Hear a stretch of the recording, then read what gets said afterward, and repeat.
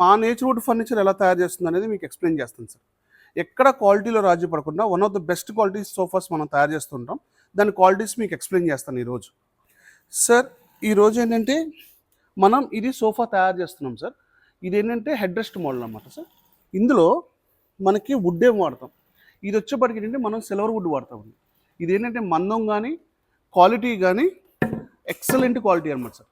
అందులో ఇదేంటంటే ఈ వుడ్ కేవలం కైవారంలో నుంచి పక్కన తోలున్న ముక్కలు ఉంటాయి కదా, సైడ్ ముక్కలు తోలు ముక్కలు ఉంటాయి కదా, ఆ బద్దలు కాదండి. ఇది మధ్యలో బద్ద అనమాట.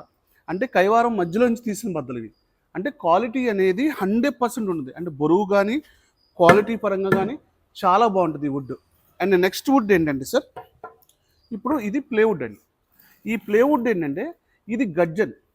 ఇందులో కూడా మందం కూడా 100% ఇది 18 mm యూస్ చేస్తాం సార్. పక్కా 18 mm అండి.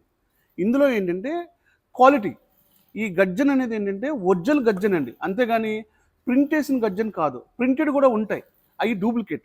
ఇది ఒరిజినల్ గర్జన్ అన్నమాట. మీకు కావాలంటే మీకు ప్లేవుడ్ షీట్ కూడా పెడతాను, ఒరిజినల్ ప్లేవుడ్ ఎలా ఉంటుంది అనేది. ఇది 18 mm అండి.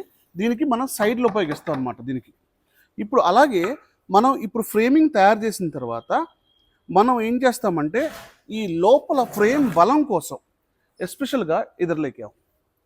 ఫ్రేమ్ బలం కోసం ఇదిగోండి సార్, లోపల చూసారు క్లిప్స్ ఇలా ఇస్తాం, మనం జాయింట్స్ ఇస్తాం. ఎందుకు జాయింట్స్ ఇస్తామంటే ఎస్పెషల్గా ఇవి మనకి ఫ్రేమ్ అనేది దిగిపోకుండా, అంటే ఫ్రేమ్ అనేది ఎక్కడ అడిగిపోకుండా. ఇప్పుడు ఫ్రేమ్ ఒకవేళ మనం రేపొద్దున కూర్చున్నాగా ఫ్రేమ్ ఏదైనా దిగిపోయింది అనుకోండి, ఆ దిగిపోవడం అనేది ఉండదు, ఈ ఫ్రేమ్ వంగిపోవడం అనేది ఉండదు. అందుకోసం అనమాట. రెండోది వచ్చేప్పటికంటే మనం ఇక్కడ స్ప్రింగ్ వాడతాం, అలాగే ఎలాస్టిక్ వాడతాం. స్ప్రింగ్